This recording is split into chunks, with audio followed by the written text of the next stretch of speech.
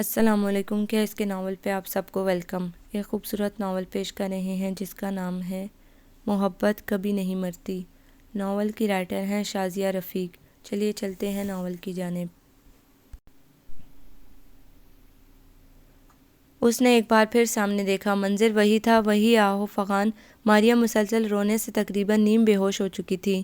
بڑی مامی اگرچہ کافی اونچی آواز میں بیان کر رہی تھی مگر اس کی سماعت تقریباً ختم ہو چکی تھی۔ ہر آنکھ نم اور ہر دل غمزدہ تھا۔ یہ تو ایسا دکھ اور سانحہ تھا کہ جس پہ خود آسمان بھی رو پڑا تھا۔ صبح سے ہونے والی ہلکی ہلکی بوندا باندی تیز بارش میں بدل گئی تھی۔ ماحول میں افسردگی، اضمحلال اور بے چینی کا رنگ نمایاں تھا۔ کون تھا جو اس جوان اور اچانک موت پہ نہیں رویا تھا؟ ہاں، اس جگہ پہ موجود ایک آنکھ ایسی تھی جو خشک تھی، جس میں ناچتی وحشت کوئی بھی تاثر دیے بنا محض تماشائی کا سا وجود لیے ہوئی تھی۔ آپا، غانیہ نے اپنی بے تحاشا سرخ اور محترم آنکھوں سے ساتھ بیٹھے وجود کو پکارا مگر اس میں کوئی جنبش نہیں ہوئی تھی۔ عزیر ہمدانی، تو تم بھی ساتھ چھوڑ گئے۔ دکھ اس کے اندر کرلایا اور وہ ماحول سے بالکل کٹ کر اپنے اندر میں گم ہو کر نقصانات اور دکھوں کو کیلکولیٹ کرنے لگی۔ آپا، آر یو آل رائٹ؟ غانیہ کو کسی انہونی کا احساس ہوا تھا۔ ایسے بے ساختہ اس کا بازو ہلایا، اس نے بنا چونکے صرف گردن گھما کر اپنی سپاٹ لاتعلق نظریں اس پر ٹکا دیں جن میں کسی بھی شناسائی کی جھلک نہ تھی۔ ان میں اتنی خاموشی تھی کہ کسی قبرستان کا گمان ہو رہا تھا۔ غانیہ جھرجھری لے کر رہ گئی۔ یہ آنکھیں جو اتنی خوبصورت اور بولتی ہوئی ہوتی تھی کہ پورے خاندان میں کسی کی بھی اتنی روشن اور چمکدار نہ تھی۔ تمہیں پتہ ہے تمہاری اصل خوبصورتی ان آنکھوں میں چھپی ہوئی ہے۔ اگر جو تم بھی ہمارے جیسے چہرے اور آنکھوں کی مالک ہوتی تو کبھی قابل توجہ نہ سمجھی جاتی، مگر تمہیں ان کی قدر نہیں ہے۔ ہر وقت ان میں اداسی کا رنگ بھرے رکھتی ہو۔ شبیر ماموں کی منہ پھٹ مگر پرخلوص سی ماہم اکثر اسے کہا کرتی تھی۔ اور اب غانیہ ایک بار پھر جھک کر اسے دیکھنے لگی، جو اب سر جھکائے دوپٹے کا کونا مروڑ رہی تھی۔ تو کیا اس کا وجدان اس سے صحیح کہتا تھا؟ غانیہ نے سوچا۔ اذان اکثر اس کی ہر دوسرے شخص پہ اپنی سائیکالوجی آزمانے پہ اس کا مذاق اڑاتا تھا۔ یہ جو چہرہ ہوتا ہے نا غانیہ بی بی، یہ کبھی سچ نہیں بولتا۔ ہم انسان اس پہ تہیں چڑھانے کے عادی ہو چکے ہیں اور پھر آج کل کے تہذیب یافتہ معاشرے کا حصہ بننے کے چکر میں ہم لوگ اپنی بڑی سے بڑی پریشانی اور دکھ کو چھپانے کی کوشش میں رہتے ہیں۔ اس لیے کبھی بھی فیس ریڈنگ میں ماہر ہونے کا دعویٰ مت کرنا۔ مگر آج جو کچھ وہ دیکھ رہی تھی وہ ہرگز غلط نہیں تھا۔ وہ جانتی تھی کہ اچانک ملنے والا شوق اور کبھی خوشی بھی انسان کے حواس معطل کر دیتی ہے، اور اگر یہ احساس دل سے جڑا ہو تو انسان ماحول سے اور اپنے آپ سے بالکل بیگانہ ہو جاتا ہے۔ یہ سب وہ اس میں دیکھ رہی تھی، جس کی آنکھ سے ابھی تک ایک آنسو بھی نہیں ٹپکا تھا، جو سوچ کے سمندر میں اتنی ڈوبی ہوئی تھی کہ ابھرنے کی کوشش بھی کرتی تو بھی ناکام ہو رہی تھی۔ آپا اندر چلیں، اس کی حالت بہت سے لوگوں کی نظر میں آ سکتی تھی، اور جو انکشاف ابھی ابھی غانیہ پہ ہوا تھا اس نے اسے بے پناہ دکھ، اذیت اور بے چینی میں مبتلا کر دیا تھا۔ عزیر ہمدانی کا دکھ وقتی طور پہ بھول کر ادویٰ شارق کو کھوجنے لگی، جو آہستہ آہستہ بڑبڑا رہی تھی۔ وہ چلا گیا، آخر اسے جانا ہی تھا، اور یہ سرگوشی نما آواز اتنی ہلکی نہیں تھی کہ پاس بیٹھی صبیہ خالہ کو یا سارہ کو تھوڑی سی کوشش سے سنائی نہ دی جا سکتی۔ اسی لیے غانیہ نے اس کا بازو دبوچا اور تقریباً کھینچ کر اسے اٹھا کر سامنے والے کمرے میں لے آئی۔ یہ بھی شکر تھا کہ کمرہ خالی تھا۔ جنازہ اٹھائے جانے میں کچھ وقت تھا۔ چھوٹے چچا کا انتظار تھا جنہیں لاہور سے آنا تھا۔ یہ جو دکھ ہوتا ہے نا، اگر اس کا اظہار نہ کیا جائے تو یہ اندر سے دیمک کی طرح چاٹنا شروع کر دیتا ہے اور انسان گھل گھل کر مرنا شروع ہو جاتا ہے۔ تمہیں پتہ ہے غانیہ، ایسے گھٹ گھٹ کر جو موت آتی ہے وہ بہت اذیت ناک ہوتی ہے۔ غانیہ نے بے اختیار اسے اپنی باہوں میں سمیٹ لیا اور وہ ایک ڈری سہمی ہوئی بچی کی مانند اس کے سینے میں منہ چھپا گئی۔ آپا، ایسا روگ کیوں پال لیا آپ نے؟ آپ تو پہلے ہی اتنی محرومیوں میں زندگی گزار رہی تھی، اب اس دکھ کو کیسے سہیں گی؟ ادویٰ کے بالوں میں ہاتھ پھیرتے ہوئے وہ روئے گئی۔ زندگی کا یہ دوراہا کتنا مشکل تھا، جس کے ہر موڑ پہ ادویٰ شارق کے لیے تہی دامنی کا بورڈ لگا ہوا تھا، اور یہ سفر لامتناہی تھا۔ پہلے جس راستے پہ اس نے قدم رکھا تھا اگرچہ اس کی منزل بھی واضح نہیں تھی، مگر راہ میں خوشگمانیوں کی جگہ جگہ پہ بکھرے ہوئے پھول تھکن کے احساس کو نمایاں نہیں ہونے دیتے تھے، مگر اب تاریکی نے چاروں طرف اپنے پر پھیلا دیے تھے۔ باہر سے میت اٹھانے کے لیے لوگ آ گئے تھے۔ آج 2 جنازے اٹھائے جانے تھے، ایک عزیز ہمدانی کا اور دوسرا جنازہ ادویٰ شارق کے ارمانوں جذبات کا تھا، مگر اس پہ ماتم کرنے والی صرف ایک ہی ہستی تھی۔ مایوسی، اضطراب اور بے چینی نے مل کر اسے نڈھال کر دیا تھا۔ باہر کی تاریکی آہستہ آہستہ اس کے اندر اترنے لگی تھی۔ صحن سے آتی رونے کی آوازیں، غانیہ کا اسے پکارنا، کچھ بھی تو اسے سنائی نہیں دے رہا تھا۔ صرف ایک ہی منظر اور ایک ہی آواز لاشعور سے شعور تک سفر کر رہی تھی۔ میں ٹوٹ جاؤں گا ادوا، اور مجھے کوئی بھی سمیٹ نہ سکے گا۔ میں جانتا ہوں میری برداشت سے بڑھ کر ہے یہ نارسائی کا دکھ۔ عزیر، اس کے ہونٹوں نے بے آواز اسے پکارا، مگر آنسو ابھی بھی آنکھوں میں جمے ہوئے تھے۔ ان نیلی آنکھوں میں شام جیسے ٹھہر گئی تھی۔ ہر وقت میری کھوج میں رہتی ہے تیری یاد، تو نے میرے وجود کی تنہائی چھین لی۔ توبہ ہے عزیر، کبھی تو انسانوں کی طرح آ جایا کرو۔ وہ جو کپ میں چائے ڈالنے لگی تھی، اس کے قریب آ کر شعر گنگنانے سے اپنے ہاتھ پہ چائے گرا بیٹھی۔ عزیر نے دلچسپی سے اس کے جلائے ہوئے چہرے کو دیکھا۔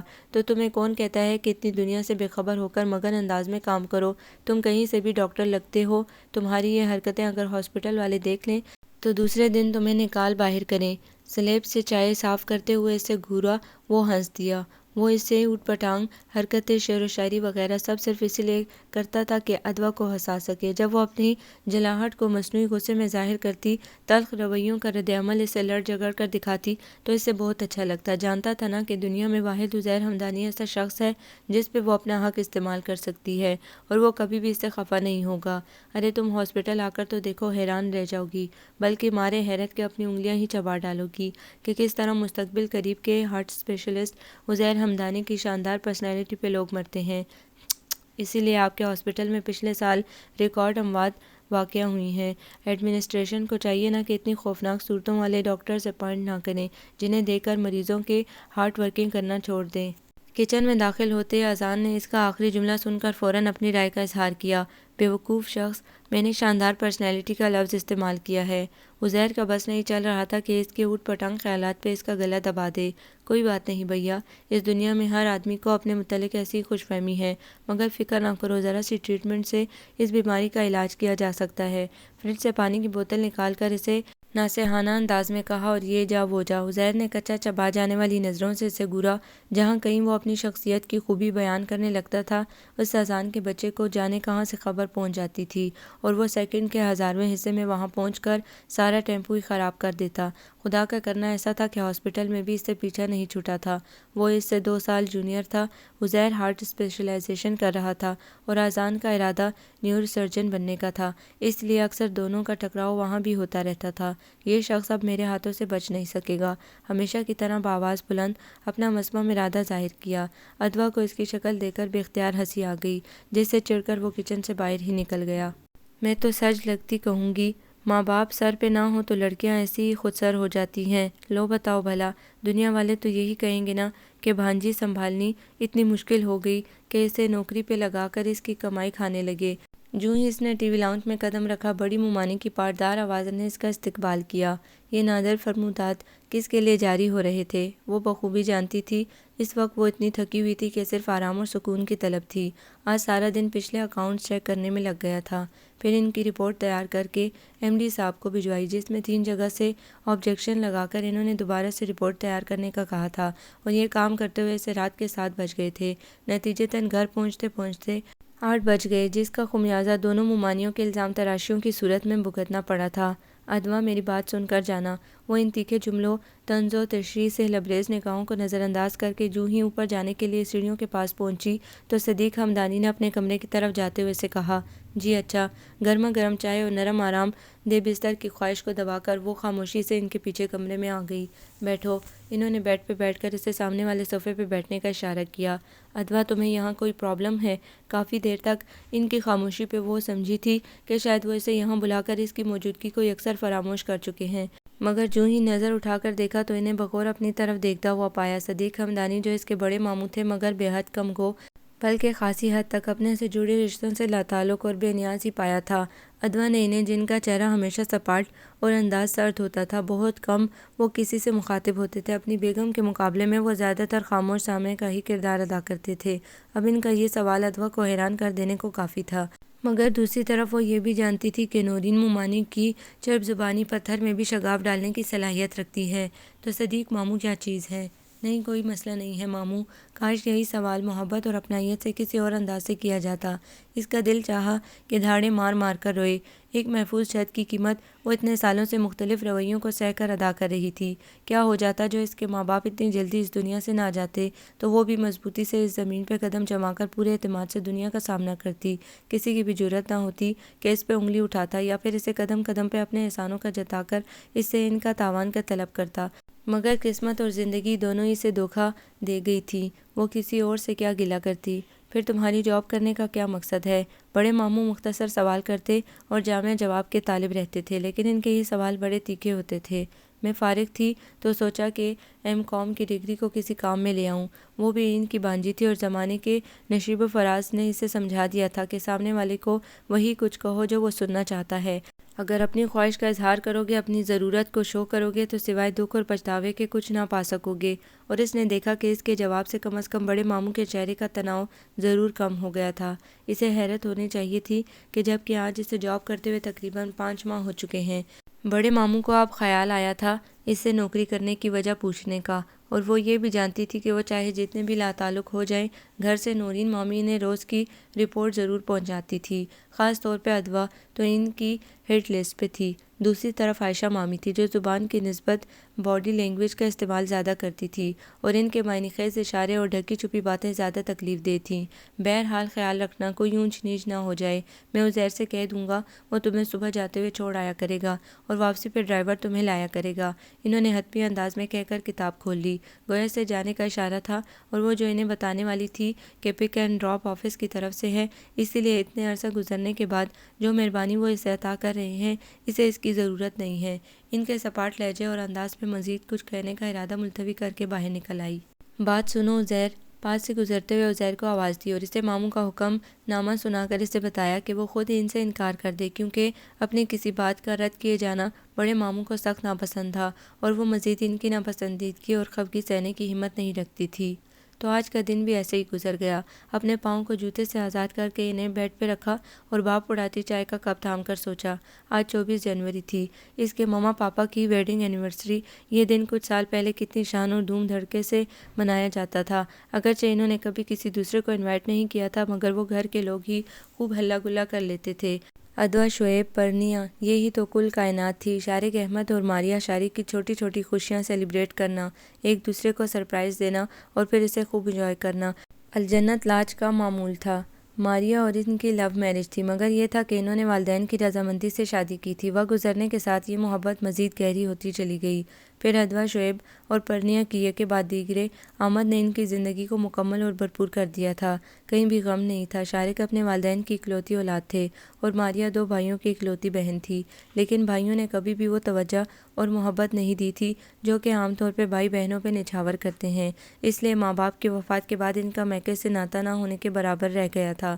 پھر ان کا اپنا گھر، پیار و محبت کرنے والا شوہر اور پیارے پیارے بچے تھے جنہوں نے کبھی بھی انہیں بھائیوں کی بے اتنائی کو زیادہ محسوس نہیں ہونے دیا۔ پاپا، اس بار ہم آپ کی ویڈنگ اینیورسری بیچ پہ منائیں گے۔ پرنیا کو نت نئے آئیڈیاز آتے رہتے تھے جنہیں عملی شکل دینے میں ادوا اور شعیب اس کا بھرپور ساتھ دیتے تھے۔ نہیں بیٹا، ہمیں دوسرے دن اسلام آباد کے لیے نکلنا ہے اور پھر ادوا کو پیپر کی تیاری کا بھی ٹائم نہیں مل سکے گا، اور یہ وقت آپ کو پتہ ہے اس کے لیے کتنا اہم ہے۔ شارق نے ماریہ کے بڑھائے ہوئے چائے کے کپ کو تھامتے ہوئے اس کا پروگرام رد کیا۔ کوئی بات نہیں پاپا، آئی ول ڈو مائی پریپریشن۔ آپ کو پتہ ہے میں ہمیشہ A+ لیتی ہوں۔ پاس بیٹھی ادوا سے بہن کی اتری ہوئی صورت نہیں دیکھی گئی، اس لیے فوراً اس کی حمایت کی۔ پھر اس کا اپنا بھی تو دل چاہ رہا تھا کہ پرنیا کی بات مان لی جائے۔ نہیں، میرا خیال ہے کہ آپ کے پاپا صحیح کہہ رہے ہیں۔ مجھے تو پہلے ہی ادوا کو پاکستان چھوڑ کر جانے کی ٹینشن ہے۔ اگر شعیب کے ایڈمیشن کا مسئلہ نہ ہوتا اور آپ کے پاپا کا چیک اپ نہ کروانا ہوتا تو میں کبھی بھی اسے بھائی جان کے گھر چھوڑ کر نہ جاتی۔ ماریہ واقعی بے حد فکر مند تھی، زندگی میں پہلی بار بیٹی کو چھوڑ کر جا رہی تھی، اس لیے بے چینی زیادہ تھی۔ 16 سال کی ادوا کے A لیول کے ایگزام تھے۔ دوسری طرف شعیب جو اس سے صرف 1 سال چھوٹا تھا، اس کا admission London school of arts میں ہو گیا تھا، کیونکہ یہ شارق کی خواہش تھی اور وہ خود بھی کچھ ملک کے حالات سے مطمئن نہیں تھی۔ جانتی تھی کہ زندگی اور موت تو رب کے اختیار میں ہے، مگر جو ملک کی روز بروز بگڑتی صورتحال بھی یقینی اور مایوسی کے بادل چھائے ہوئے تھے۔ آئے دن ہونے والے خودکش دھماکے اور فائرنگ کے واقعات نے ان کا دل سہما کر رکھ دیا تھا، اس لیے نہ چاہتے ہوئے بھی وہ شارق کی تجویز سے متفق ہو گئی تھی۔ شارق تو بزنس کے سلسلے میں آتے جاتے رہتے تھے، مگر کچھ دنوں سے انہیں ہلکی سی ہارٹ پرابلم محسوس ہو رہی تھی، اس لیے جو ہی شعیب کے ایڈمیشن کا لیٹر ملا انہوں نے شارق کے چیک اپ کے لیے ڈاکٹر سے ٹائم بھی لے لیا۔ ادوا کی ڈیٹ شیٹ ان کے پروگرام سے میچ نہیں کر رہی تھی، اس لیے وہ اسے ہمدانی ہاؤس چھوڑ کر جا رہی تھی۔ ماما ڈونٹ یو وری، آپ جانتی ہیں کہ آپ کی بیٹی کتنی بہادر ہیں، پھر آپ کو جلدی آ ہی جانا ہے، اس لیے پریشانی کس بات کی ہے۔ I will adjust in Hamdani house easily. ادوا نے انہیں تسلی دی تو وہ باوجود ٹینشن میں ہونے کے اس کے مدبرانہ انداز پہ ہلکے سے مسکرا دیں۔ پاپا پھر پروگرام ڈن ہے نا؟ 12 سالہ پرنیا ابھی تک وہیں الجھی ہوئی تھی۔ اس کی بےتابی پہ سب زور سے ہنس دیے۔ اوکے بابا ایز یو وش۔ شارق کے کہنے پہ اس کا چہرہ کھل اٹھا اور وہ کھلکھلاتے ہوئے چمکتے چہرے جن پہ زندگی مسکرا رہی تھی، اس دن کون جانتا تھا کہ آنے والا کل ان کے لیے کیا لا رہا ہے۔ شعیب اور پرنیا کی نوک جھونک، سمندر کی آتی جاتی لہریں، ماما اور پاپا کی ایک دوسرے کے لیے اپنائیت، محبت، وہ ایک طرف بیٹھی دلچسپی سے ان تمام مناظر سے لطف اندوز ہوتی رہی۔ ادوا جان آپ وہاں کیوں بیٹھی ہیں؟ ادھر آئیے نا، پاپا نے محبت سے اسے پکارا۔ جی پاپا۔ وہ اٹھ کر ان کے قریب آ گئی۔ شارق نے پیار سے اپنی کم گو سمجھدار بیٹی کی طرف دیکھا۔ وہ شروع سے ہی ماریا اور انہیں اپنے سب بچوں سے پیاری رہی تھی۔ بیٹا آپ کا لاسٹ پیپر کب ہے؟ پاپا ایک کل ہے فزکس کا اور میتھس کا 29 کو ہے۔ اس کا مطلب ہے کہ آپ 30 تک فارغ ہو جائیں گی۔ تو اگر آپ چاہیں میں آپ کی فرسٹ کی سیٹ کنفرم کروا دیتا ہوں، کیونکہ ہمیں تو 10 کو واپس آنا ہے۔ نو پاپا، میں نیکسٹ ٹائم آپ کے ساتھ چلی جاؤں گی۔ اس وقت تک شعیب بھی ایڈجسٹ ہو جائے گا، پھر اس کی میزبانی کا بھی مزہ آئے گا۔ نرمی سے انہیں انکار کرتے ہوئے آخر میں شرارت سے شعیب کی طرف دیکھا، جو خلاف عادت اس بات پہ دھیمے سے مسکرا دیا تھا۔ پھر سب کے جانے کے بعد اس نے قدم قدم پہ ہر ایک کو مس کیا تھا۔ اگرچہ اسے گرم جوشی سے ماموں کے گھر میں ویلکم کیا گیا، اگرچہ سب کزنس نے اس کا دھیان ہر طرح سے بٹایا تھا، کسی نے بھی اجنبیت کا احساس نہیں ہونے دیا تھا۔ کیئرنگ اور نسبتاً سنجیدہ عزیر ہمدانی ہو، یا پھر نٹکھٹ سا شبیر ماموں کا اذان، یا پھر کتابوں اور لوگوں کی نفسیات کی کھوج میں مبتلا غانیہ ہو، یا پھر منہ پھٹ مگر صاف اور پرخلوص ماہم، سب اس کے لیے بہت اچھے تھے، سوائے بڑوں کے جن کے دل بہت چھوٹے تھے، جنہوں نے اس کے آنے پہ ناگواری کا اظہار نہیں کیا تھا تو کوئی خوشی بھی ظاہر نہ کی تھی، اور یہ بات ادوا کو اندر سے کاٹ کر رکھ دیتی تھی۔ روز ماما پاپا کو فون کر کے آنے کا پوچھتی تھی۔ بیٹا آپ بہت اداس ہو گئی ہیں۔ ایک دن ماما نے اس کے لہجے کی بے چینی کو اس کی بھرائی ہوئی آواز سے بھانپ لیا۔ نو ماما، بس ویسے ہی اتنا عرصہ آپ سے دور نہیں رہی نا، اس لیے، ورنہ سب تو بہت پیار کرتے ہیں۔ انہیں تسلی دی، مگر دل کا اضطراب بہت بڑھ گیا تھا، جسے وہ کوئی بھی نام دے سکی، اور آخر اپنی بے چینی کا صرہ اسے تیسرے دن اپنے سے وابستہ پیارے رشتوں سے دائمی جدائی کی خبر سے مل گیا۔ ماما پاپا پرنیا سب شعیب کے کالج جا رہے تھے۔ شعیب ڈرائیونگ کر رہا تھا اور موت نے خوفناک ایکسیڈنٹ کی صورت میں ان سب کو اپنے شکنجے میں دبوچ لیا۔ ٹھنڈی یک سرد ہوا نے اس جرجری لینے پہ مجبور کر دیا۔ وہ کتنی دیر سے ماضی میں گم ارد گرد ماحول سے بے خبر ہو گئی تھی کہ موسم کی سختی کا بھی اندازہ نہیں کر سکی، اس لیے چونک کر اپنے چہرے پہ ہاتھ پھیرا جو مکمل طور پر اندر کی نمی سے بھیگ گیا تھا۔ کچھ دکھ دائمی ہوتے ہیں جو جب بھی یاد آتے ہیں نئے سرے سے تکلیف کا احساس دلا جاتے ہیں۔ ایک کاش وہ بھی ماما پاپا کے ساتھ ہی چلی جاتی، یا پھر بعد میں ان کے پاس چلی جاتی، یا پھر انہیں جانے سے روک دیتی، مگر وہ کچھ بھی نہ کر سکی، وہ کچھ کر ہی نہیں سکتی تھی، اس میں قوت فیصلہ نہیں تھی۔ اس کو دنیا کو فیس کرنے میں مشکل پیش آتی تھی۔ عزیر اسے کئی بار سمجھا چکا تھا کہ جب تک وہ خود کو کبوتر سمجھنا نہ چھوڑے گی، اس وقت تک ایسے ہی ناکام رہے گی۔ تم آخر چیز کیا ہو؟ کیوں باتیں سنتی ہو امی کی یا چچی کی؟ کیوں نہیں بولتی اپنے حق کے لیے؟ کیا قصور ہے تمہارا جو اس طرح بیکار اور فالتو شے کی طرح گھر کے ایک کونے میں تمہیں ڈال دیا گیا ہے؟ وہ چڑ جاتا تھا، اور ادوا کے پاس اس جنجلاہٹ بھرے سوال نامے کا کوئی جواب نہیں تھا، اسی لیے خاموشی سے بڑی مامی کے فرمان کے مطابق اوپر بیکار اشیاء کے لیے بنائے گئے اسٹور روم میں ایک طرف میٹرس بچھا کر اپنا کمرہ سیٹ کر لیا۔ غانیہ اور ماہم کے احتجاج کے باوجود نورین مامی کی غصے بھری گھوری اس کے لیے کافی تھی۔ بہت کم عمر میں اس نے رویوں کو سمجھنا شروع کر دیا تھا۔ مشہور و معروف بزنس مین شارق احمد کی نازوں پلی بیٹی، جس کا اپنا کمرہ کسی محل سے کم نہیں تھا، بیکار شے کی مانند اس باکس روم میں رہ رہی تھی، اور اس پہ بہت احسان مند تھی سب کی۔ پاپا کا بزنس جو اتنا وسیع و عریض تھا وہ کہاں گیا؟ اس کے گھر کا کیا بنا؟ اسے کسی چیز کی خبر نہیں تھی، پوچھتی بھی تو کس سے؟ سب اپنی دنیاؤں میں مگن تھے۔ البتہ ایک بار غانیہ کی رمنیہ خالہ آئیں تو انہوں نے نورین مامی سے اس بابت سوال ضرور کیا تھا، جس کا جواب انہوں نے خاصی نخوت سے اس طرح دیا تھا کہ آخر اتنے سالوں سے وہ اسے پال رہے ہیں تو ان کا حق بھی تو بنتا ہے کہ کچھ بدلے میں لیں۔ بس اس کے بعد ادوا نے خود کو اپنی دنیا میں محدود کر لیا، جو صرف کتابوں پہ مشتمل تھی۔ جب ایم کام میں اس نے گولڈ میڈل لیا تو اس کی خوشی کو سیلیبریٹ کرنے والی واحد ہستی عزیر ہمدانی کی تھی۔ باقی سب کزنس اگرچہ کیئرنگ تھے مگر کیئر لیس بھی بہت تھے، جو رشتوں کو نبھانا بہت کم جانتے تھے، لیکن عزیر کو تو غیر محسوس انداز میں اس کے ہر دکھ خوشی کے موقع کا شراکت دار بن جاتا تھا۔ پھر عزیر کی کوششوں سے ہی اسے اس مشہور کمپنی میں جاب ملی تھی جس پہ وہ آج تک سب کی باتیں سنتی تھی۔ میں نے دنیا ہی میں دوزخ کی اذیت پالی، اپنے احساس کو رشتوں کے حوالے کر کے۔ آہ ماما پاپا، آپ لوگ سب کیوں اتنی جلدی چلے گئے مجھے چھوڑ کر؟ ٹھٹرتی ہوئی ہوا کھڑکی سے اندر آئی تو اس نے اسے ایک لمحے میں ماضی سے حال میں لاپٹخا۔ تیزی سے اٹھ کر کھڑکی کے پاس آ کھڑی ہوئی۔ سرد ہوا کے جھونکے رگوں تک کو ٹھٹرا رہے تھے۔ گہری تاریک ہوتی ہوئی رات کا فسوں چاروں طرف پھیلا ہوا تھا۔ کہیں کہیں سے کتے کی بھونکنے کی آوازیں خاموشی کو توڑتی اور پھر وہی بھید بھرا سکون تاریکی میں اپنے پر پھیلانے لگتا۔ آپ لوگوں کو پتہ تھا نا کہ میں بہت بزدل اور کم ہمت ہوں۔ لوگوں کی معمولی سی چہرے کی شکن مجھے دنوں پریشان کیے رکھتی ہیں، پھر بھی آپ سب لوگ مجھے تنہا کر گئے۔ آج کی دل کی اداسی سوا ہو گئی تھی، اسی لیے خاموش لبوں اور بولتے دل کے ساتھ وہ ماما پاپا سے مخاطب تھی۔ عائشہ مامی نے کہا تھا کہ اس نے اپنی ماں کی طرح عزیر کو اونچے ہتھ کنڈوں سے پھانس لیا۔ کیا وہ ایسی دکھتی تھی سب کو؟ کیا انہیں ایسا لگتا تھا کہ وہ جو انہی کے خاندان کا حصہ تھی اتنی گر جائے گی کہ ایسی حرکتوں پہ اتر آئے؟ مگر واقعی دل نے اسے بہت برے وقت پہ دغا دیا تھا، جب پہلا سوال دماغ کے سامنے رکھا تھا کہ عزیر ہمدانی کی آنکھیں خوبصورت ہیں یا پھر اس کی مسکراہٹ یا پھر اس کا خلوص بھرا پورا سراپا۔ دل کی یہ بے ایمانی اس سے ایک آنکھ نہیں پائی تھی۔ ایک کاش وہ اس نازک وقت پہ یوں دغا نہ دیتا تو وہ پوری جرأت کے ساتھ عائشہ ممانی اور نورین مامی کے تلخ اور دل چیرتے جملوں کا جواب دے سکتی۔ بات سنو اذان۔ پاس سے عجلت میں گزرتے ہوئے اذان کو ماہم نے پکارا۔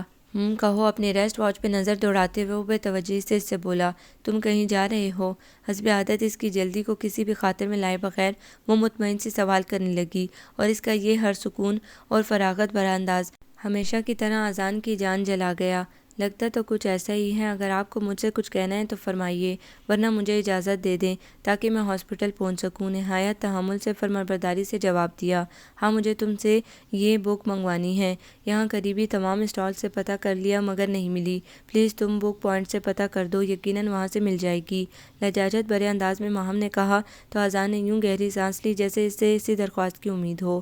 لاؤ دو۔ ہاتھ بڑھا کر اس نے کاغذ پکڑا جس پہ بک کا نام لکھا ہوا تھا۔ جانتا تھا نا کہ اگر انکار کیا تو بھی وہ ہر حال میں اسے منگوا کر ہی دم لے گی۔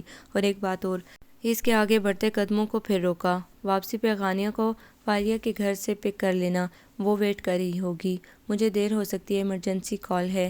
بنا کر اس حکم پہ جواب دیا، مجھے کیا پتہ صدیق تاؤ نے کہا تھا، میں نے بتا دیا۔ بے نیازی سے جواب دے کر وہ اندر چلی گئی۔ رات کو 10-11 بجے جناح ہاسپٹل سے گلستان جوہر جانا، وہ بھی اتنی سردی میں، کسی عذاب سے کم نہیں تھا، مگر مرتا کیا نہ کرتا کہ مصداق اسے یہی کرنا تھا۔ تمہیں کیا سوچی تھی اس طرف آنے کی؟ اور پھر گھر بھی واپس نہیں گئی بلکہ میرا انتظار ہی کرتی رہی محترمہ؟ ساری کوفت سرآباز کی ڈانٹ پھٹکار کا غصہ اس پہ اتارا۔ تم آج کس کے ہاتھوں پٹ کر آئے ہو، یا پھر یقیناً ڈانٹ کھا کر؟ دوسری طرف کا اطمینان خاصا فلسفیانہ انداز اختیار کیے ہوئے تھا۔ تم پہلے مجھے یہ بتاؤ کہ کس بیوقوف نے تمہیں فلاسفی پڑھنے کا مشورہ دیا تھا؟ ہر پل تمہیں ارسطو یا افلاطون بننے کا جنون سوار رہتا ہے، یا پھر فرائڈ کی روح تم میں سرایت کر جاتی ہے؟ وہ مزید بھن گیا۔ تم نے سائیکالوجی اور فلسفی کا کمبینیشن چوز کیا تھا، اور تم تو جانتے ہو کہ ہمیشہ سے تم ہی میرے سبجیکٹس کا انتخاب کرتے ہو۔ اچھا میری آپا، اگر مجھ سے غلطی ہو بھی گئی ہے تو پلیز مجھ پہ اپنے علم کو لاگو مت کیا کرو، میں فی الحال بہت تھک چکا ہوں۔ ویسے ایپیکٹس کہتا ہے کہ آپ کو اپنے اوپر اتنا ضبط ہونا چاہیے کہ اگر غصہ بھی آئے تو اس سے پی جاؤ۔ اول تو غصہ آنے ہی مت دو، ہر حال میں خود کو پرسکون رکھو، اور اگر ایسی سچویشن آ بھی جائے تو مسکرا کر اس وجہ کو ذہن سے جھٹک دو جو غصہ دلائے۔ غانیہ کی بچی چپ کر جاؤ، وہ یکدم چلایا۔ اف میرے خدا، ساری عمر ایسی فلسفی سننا پڑے گی۔ وہ بڑبڑایا، کیا مطلب ہے تمہارا؟ اگر تمہیں پسند نہیں تو انکار کر دو۔ دوسری طرف بھی مزاج بھڑکیلا تھا۔ یہی تو مشکل ہے کہ اب انکار نہ تو ہو سکتا ہے اور نہ ہی قبول کیا جائے گا میرا کوئی بھی اعتراض۔ گاڑی پورچ میں کھڑی کرتے ہوئے ٹھہر کر اس کی طرف دیکھا جس کے چہرے کا بدلتا رنگ اس کے جذبات کے ساتھ اس کی دلی کیفیت بھی عیاں کر گیا تھا۔ اذان نے اس پل کو بھرپور انجوائے کیا۔ ٹھہرو، میرا جواب تو پورا سن جاؤ۔ مد مقابل کے تاثرات نے ایک دم ساری کوفت اور بیزاری دور کر دی تھی۔ وہ رک ضرور گئی مگر اس کی طرف نہیں دیکھا، اس لیے کہ میرا دل اس بات کی اجازت نہیں دیتا مجھے، اور میں بہت بے بس ہوں اس کے ہاتھوں۔ تم یو چیٹر، اب نہیں بچو گے میرے ہاتھوں۔ اسے بے انتہا غصہ آ گیا تھا۔ بدتمیز انسان نے کیسے اس کے اندر کا حال جان کر اسے اپنا حال دل سنا دیا تھا۔ وہ کیا شعر ہے جو ہمارے عزیر میاں اکثر گنگناتے رہتے ہیں؟ اس نے ایک لمحہ سوچا۔ ہاں یاد آ گیا یار، سنتی تو جاؤ۔ تیز بارش میں کبھی سرد ہواؤں میں رہا، ایک تیرا ہی ذکر تھا جو میری صداؤں میں رہا۔ کتنے لوگوں سے میرے گہرے مراسم تھے مگر تیرا چہرہ ہی فقط میری دعاؤں میں رہا۔ ایک شرارتی مسکراہٹ اس پہ اچھال کر وہ گاڑی سے اتر گیا اور اسے کتنے پل لگے تھے اپنی دھڑکنوں کو سنبھالنے میں۔ زندگی میں پہلی بار اس نے اتنے کھلے ڈلے الفاظ میں اپنے جذبات کا اظہار کیا تھا، ورنہ پہلے تو جب بھی دونوں بیٹھتے تھے 10 منٹ کے بعد لڑ بھڑ کر سرخ چہروں سمیت ایک دوسرے کی مخالف سمت میں اٹھ کر چلے جاتے۔ اذان کو اس کی فلسفیانہ گفتگو سے سخت قسم کی الرجی تھی اور وہ اپنی عادت کے ہاتھوں مجبور ہر بار کوئی نہ کوئی نئی قسم کی لاجک سامنے لے آتی تھی۔ گھر والے بھی ان کی اس عادت سے بیزار تھے۔ گھر والوں کا وہ سوچتی تو اکثر کوٹ کر رہ جاتی۔ اکٹھے رہنے کے باوجود بڑوں کے دل اکٹھے نہیں ہوئے تھے۔ مائیں اگر ایک دوسرے سے خار کھاتی تھیں تو والد بھی اپنے اندر ایک دوسرے کے لیے وہ جذبات نہیں رکھتے تھے جو بھائیوں کے دلوں میں ہوتے ہیں، اس لیے وہ اپنے گھر کے ماحول سے عاجز تھی۔ رہی صحیح کثر ادوس سے سب کا برتاؤ تھا۔ نہ جانے اس لڑکی کی قسمت میں کیا تھا۔ گہری سانس بھر کر وہ گاڑی سے باہر نکل آئی تھی۔ لفظوں کی جستجو میں سب کچھ گوا دیا۔ وہ چلا گیا اور میں طرزدہ بنتا رہا۔ اس کو کسی نے رب سے مانگ لیا۔ میں سجدے میں گر کے حرف دعا ڈھونڈتا رہا۔ بڑی چچی نے ماریا کو عزیر کے لیے مانگ لیا ہے۔ باقاعدہ رسم کا اعلان پاپا کی لاہور سے واپسی پہ کیا جائے گا۔ ماہم کی لاپرواہی سے دی گئی اطلاع کسی کے حواسوں پہ کیسے بم کی مانند گری تھی کوئی نہیں جان پایا۔ گمسم نہ سمجھنے کی کیفیت لیے اس نے ایک بار پھر ماہم کی بات کو سمجھنے کے لیے اپنے دماغ کو حاضر کرنا چاہا، مگر بے سود۔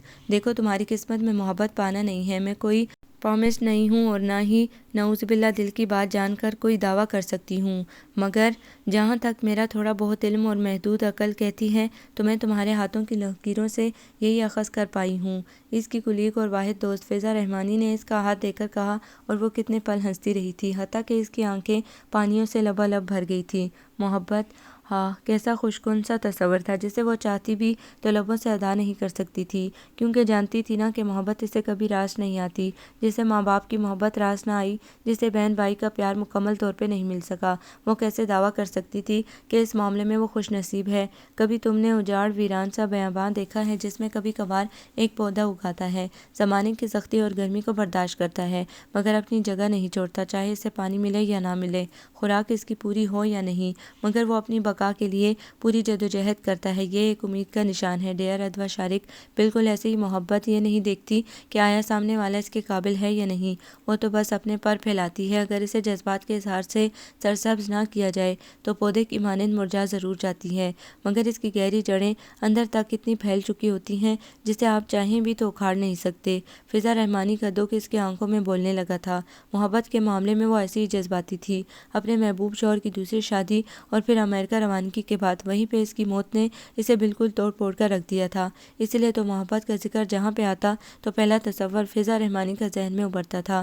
کوئی بھی نہیں سوچ سکتا تھا کہ اتنی پیاری سی صورت والی فضا نے اپنے اندر کتنا دکھ بھرا تھا، کہ جس نے اب کینسر کا روپ دھار لیا تھا اس کے اندر۔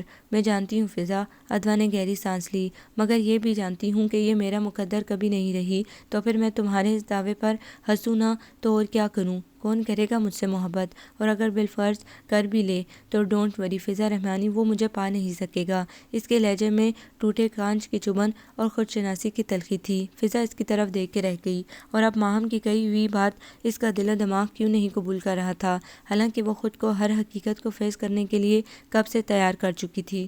ماہم نہ جانے کیا کچھ کہہ رہی تھی، مگر اس کی غیر حاضر دماغی سے بدمزہ ہو کر وہاں سے اٹھ گئی۔ تو عزیر حمدانی، اب جدائی کا پل بھی آن ہی پہنچا، جانے تم بھی اتنے ہی سیریس تھے یا پھر میں ہی پاگل تھی، شاید یہ ون سائیڈڈ فیلنگ ہی ہے، اسی لیے تو خاموشی سے تم نے بڑی مامی کی خواہش کے سامنے سر جھکا دیا۔ لا یعنی سی سوچیں اس کے دماغ میں چکرانے لگی تھیں۔ کسی کو دل میں اتنی جگہ مت دو کہ وہ جب یہ جگہ چھوڑے تو وہاں پہ صرف سناٹا اور ویرانی رہ جائے۔ دل تو شور کرتا ہی اچھا لگتا ہے نا، اور اگر یہ خاموش ہو جائے تو زندگی رک جاتی ہے۔ سانسیں چلیں یا نہ چلیں، انسان ہر غرض سے بے نیاز ہو جاتا ہے۔ زندگی کی چاہت اپنی سانسوں سے کم مت کرو ڈیئر۔ دوسرے دن فضا رحمانی بنا کہے اس کے اندر کو جان گئی، اسی لیے تو دکھ اور تھکن کی لو آنکھوں میں بڑھائے اس کے سامنے آن کھڑی ہوئی، اور ادوا شارک کے پاس کوئی جواب نہیں تھا، حتیٰ کہ وہ بے معنی سی ہنسی بھی نہیں جو اکثر وہ اس کی بات کے جواب میں دیتی تھی۔ محبت کیوں ہو جاتی ہے؟ سب کچھ جانتے بوجھتے ہوئے بھی ہم اس فیسٹی ورڈ میں کیوں قدم رکھ لیتے ہیں؟ جب اس کی قسمت میں ملنا نہیں ہے تو یہ دلوں میں کیوں اپنا حصار باندھ کر بیٹھ جاتی ہے؟ کافی دیر کی خاموشی کے بعد بھری آنکھوں سمیت وہ اس سے سوال کر رہی تھی۔ فضا نے دکھ سے اس نیلگوں سمندر کو دیکھا جو اپنے اندر ضبط کا بے پناہ حوصلہ لیے ہوئے تھا، مگر ایک طوفان تھا جو اس کی سطح پہ آنے کے لیے بےتاب تھا۔ ان نیلی آنکھوں کی وہ کتنی دیوانی تھی، گہری جامد خاموشی لیے پرسکون سی آنکھیں جو مسکراتی تھی تو بے شمار رنگ ان میں ابھر آتے تھے، اور جب اداس ہوتی تو شام کی ساری نرماہٹ اور سکون ان میں اتر آتا۔ لیکن آج وہ کتنی بے چین تھی۔ تمہارے تو آدرش بہت بلند تھے ادوا، پھر تم نے یہ روگ کیسے پال لیا؟ کس کے لیے جیوں میں؟ کسی کو ضرورت نہیں ہے میری، کس کے لیے کوشش کروں جب کوئی حوصلہ افزائی کرنے والا ہی نہیں؟ وہ ہسٹریائی انداز میں کہہ رہی تھی۔ مجھے سکون کی دعا مت دینا فضا۔ اس کے کھلتے ہوئے لبوں کو دیکھ کر وہ جیسے اس کی بات سمجھ گئی تھی، اسی لیے تو فوراً خاموش کر آ گئی۔ فضا نے گہرا سانس بھر کر ارد گرد دیکھا۔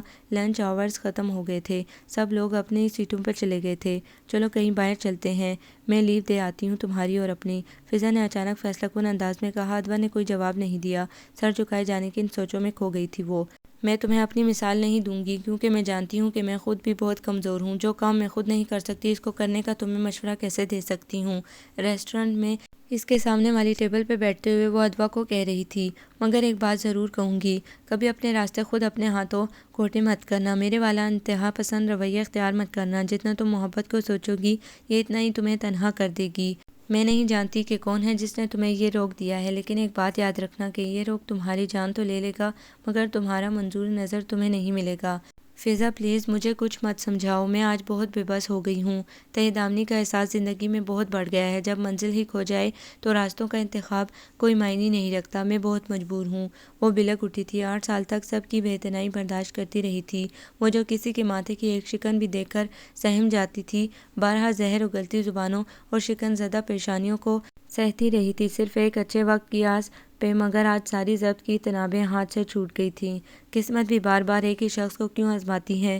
فضا نے یاسیت بھری نظر اس کے شفاف چہرے پر ڈالی۔ اس کا دکھ صرف اس کا اپنا تھا جسے وہ چاہتی تھی تو بھی نہیں بانٹ سکتی تھی اس سے، اسی لیے اس نے ادوا کو کھل کر رونے دیا۔ محبت تیرے روپ ہزار، یہ چھوٹا سا فقرہ فضا نے بہت پہلے پڑھا تھا، مگر ذہن سے ایسا چپکا کہ وہ اسے بھلا نہیں سکی تھی۔ تھکا دیا ہے اسے آندھیوں نے مل جل کے، وہ ایک پرندہ جو اونچی اڑان رکھتا تھا۔ ادوا کچن کے دروازے سے آواز ابھری تھی اور وہ بنا پلٹے بھی اس درد کو محسوس کر سکتی تھی جس نے اس شخص کو اپنے گھیرے میں لیا ہوا تھا، مگر پچھلے 2 دن وہ اس درد کو اتنا رو چکی تھی کہ چاہتے ہوئے بھی اس پر مزید نہیں سوچنا چاہتی تھی۔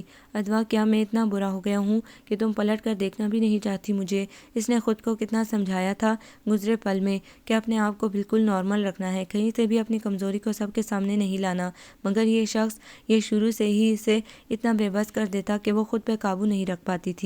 اپنا ہر دکھ پریشانی شیئر کرنے کے لیے وہ عزیر ہمدانی کا شانہ ہی تلاشتی تھی، لیکن آج کا دکھ تو سانچہ تھا جس میں وہ ایک دوسرے کو کوئی تسلی بھی نہیں دے سکتے تھے۔ یا اللہ مجھے ہمت اور حوصلہ دے اور اس شخص کو سمجھنے والا ایک دل عطا کر جو وہ ساری مصلحتوں کو جان سکے۔ آنکھیں بند کر کے ادوا نے شدت سے دعا کی۔ ایسا نہیں ہونا چاہیے تھا نا؟ ادوا کا کوئی رسپانس نہ پا کر وہ سامنے آن کھڑا ہوا تھا۔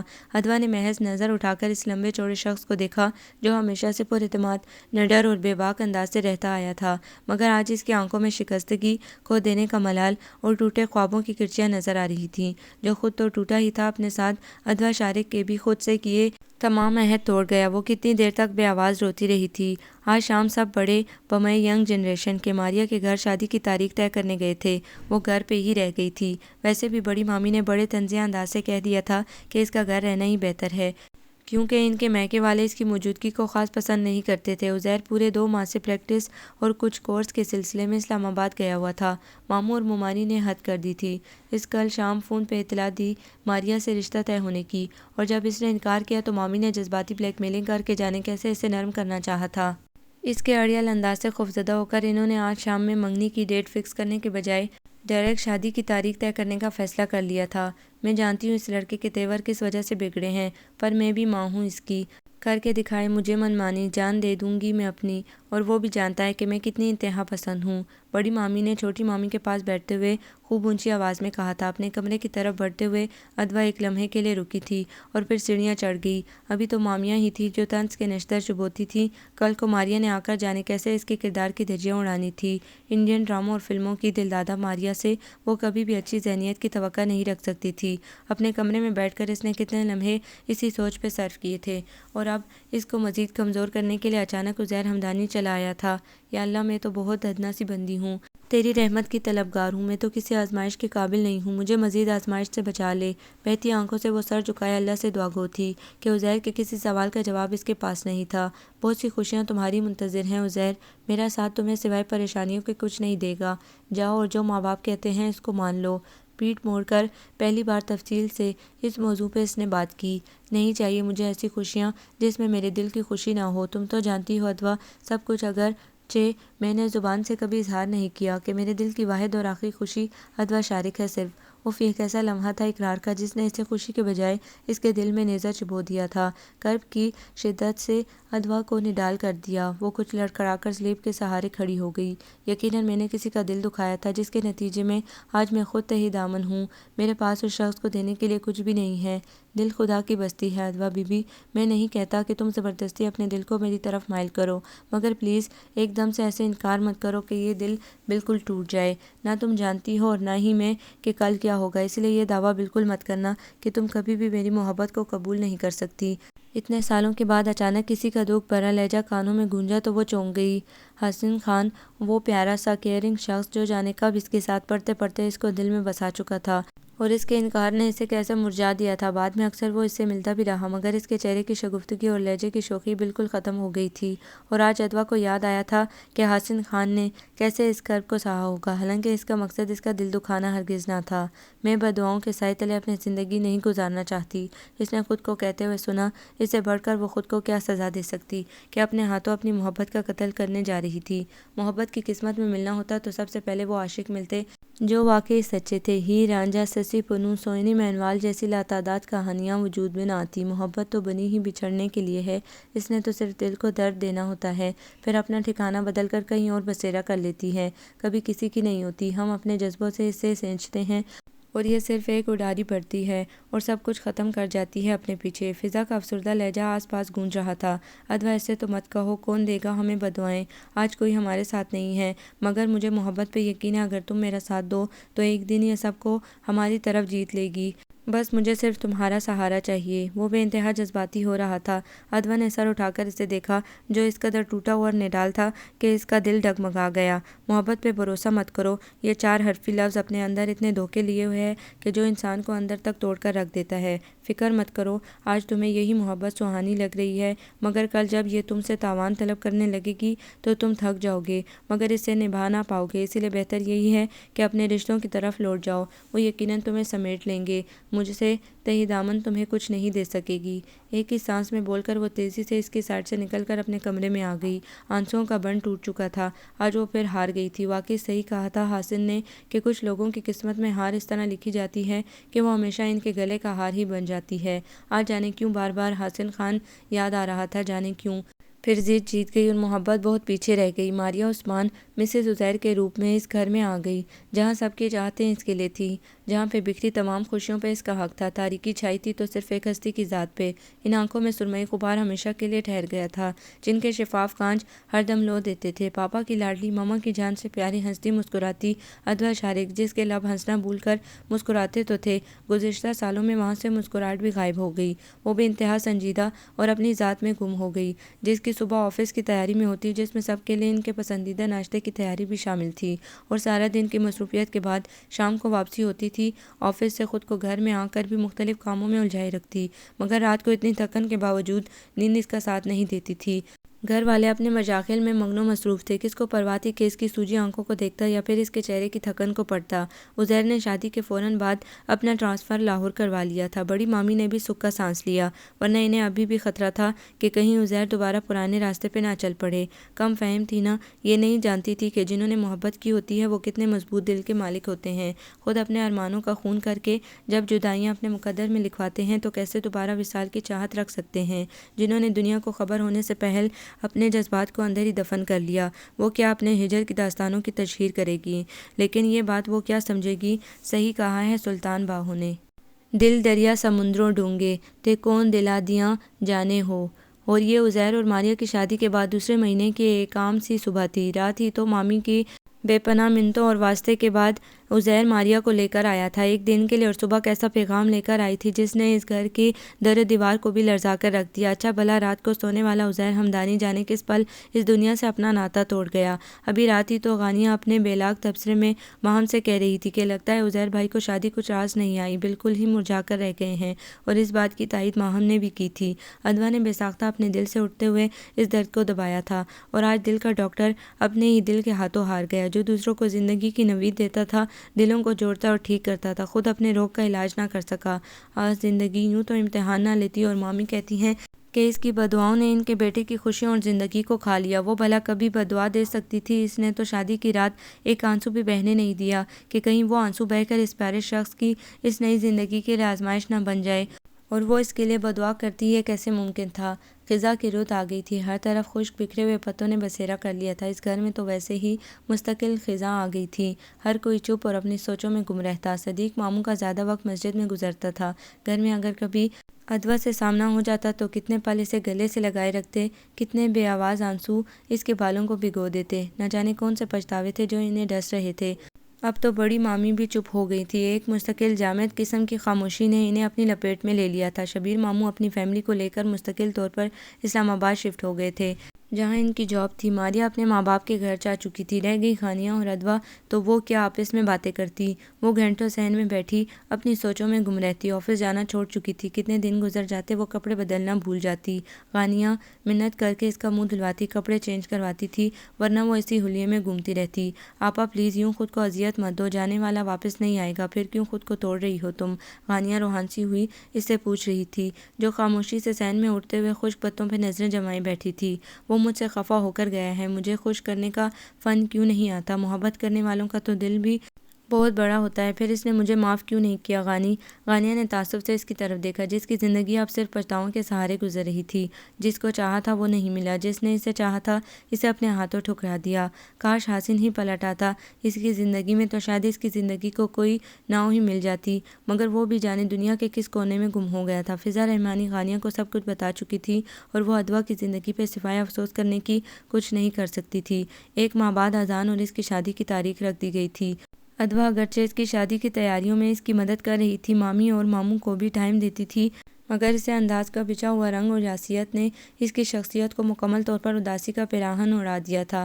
غانیہ جانتی تھی کہ جب وہ یہاں سے چلی جائے گی تو ادوا مکمل طور پہ اپنے اس خول میں بند ہو جائے گی، جس کے اندر کی دنیا میں صرف دو ہی افراد ہیں، ادوا شارق اور عزیر احمد ہمدانی۔ اس میں کسی تیسرے فرد کی گنجائش نہیں تھی۔ کہ ماموں نے کئی بار اس کی شادی کا تذکرہ کرنا چاہا تو وہ خاموشی سے وہاں سے ہٹ گئی تھی، حتیٰ کہ ممانی بھی دبے لفظوں میں اسے زمانے کی اونچ نیچ سمجھا چکی تھی، مگر اس پہ کبھی اثر نہیں ہوا۔ وقت کا کام ہی گزرنا ہے سو گزر گیا۔ آج بھی اس گھر میں خاموشیاں راج کرتی ہیں، اگر کبھی کبھار شبیر ماموں وغیرہ آ جاتے ہیں، یا پھر اذان اور غانیہ اپنے شرارتی دونوں بچوں کے ساتھ آ جاتے ہیں، تو اس گھر کی رونق جاگ اٹھتی ہے، ورنہ در و دیوار بھی اس گھر کے مکینوں کی طرح چپ چاپ رہتے ہیں۔ مامی 2 سال پہلے فالج کے اٹیک کے بعد پچھتاؤں اور ندامت میں گری، اس سے معافی طلب کرتی اس دنیا سے رخصت ہو گئیں۔ اب تو کمزور اور لاغر سے صدیق ماموں تھے، جو ہر روز آس بھری نظروں سے اس کی طرف دیکھتے تھے کہ شاید وہ اپنی ضد چھوڑ دے تو وہ اس کو بھی اس گھر سے دعاؤں کے سائے تلے رخصت کر کے چین سے اس دنیا سے جائیں، مگر وہ تو خود سے دنیا سے ضد لگائے بیٹھی تھی، جس کے بالوں میں اترتی چاندنی دیکھ کر بے ساختہ غانیہ سوچتی تھی، کیا محبت سب سے یوں بھی بیگانہ کر دیتی ہے کہ انسان اس کی کشش سے بے بس ہو کر اس کی طرف ہی کھینچتا ہے؟ وہ فضا رحمانی جو محبت کو پڑھتی تھی، خود بھی اس کے اندر اتنی گہرائی تک اتر گئی کہ 1 سال قبل اپنا رشتہ اس دنیا سے ہی ختم کر گئی۔ محبت کبھی مرتی نہیں ہے، یہ جسموں سے نہیں روح سے اپنا رشتہ باندھتی ہے، اور غانیہ بی بی روح سے بندھا ہوا بندھن بہت مضبوط ہوتا ہے، اسے ہم جیسے کمزور انسان کبھی نہیں توڑ سکتے۔ حسن خان کتنے برس کے بعد غانیہ کو ملا تھا، مگر کیا کریں، یہ پاگل پن ہم خود اپنے لیے خرید چکے ہوتے ہیں۔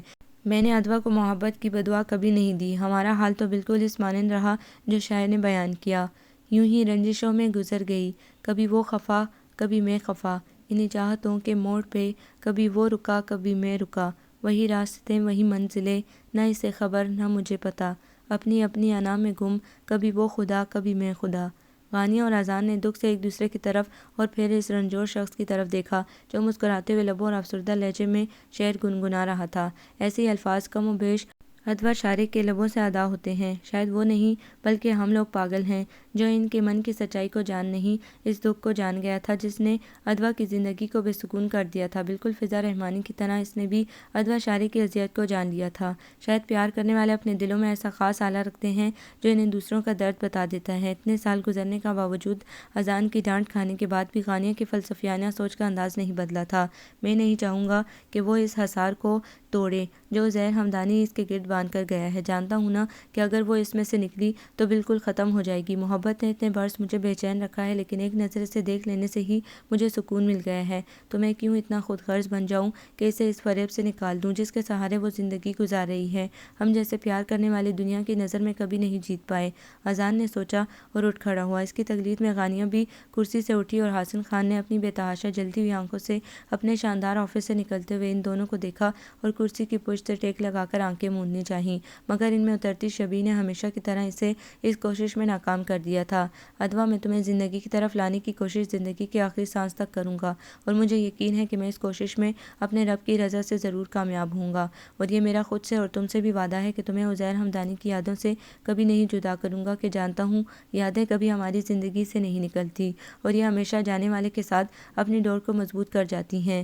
اس عہد نے حسن خان کے اندر تک سکون پھیلا دیا تھا۔ ہر روز جب بھی اپنے خود سے کیا یہ عہد وہ دہراتا تھا تو ایک بار پھر جی اٹھتا، مگر ادویٰ شارق ہر روز اس کا یہ عہد توڑ جاتی تھی، پر وہ جانتا تھا کہ وہ ایک دن کامیاب ہوگا، چاہے وہ دن اس کی زندگی کا آخری دن ہی ہو، پر اسے محبت کی اس آزمائش پہ پورا اترنا تھا۔ آپ کو یہ ناول کیسا لگا؟ کمنٹس میں اپنی رائے ضرور دیں۔ ہمارے چینل کو لائک کریں، سبسکرائب کریں، شیئر کریں۔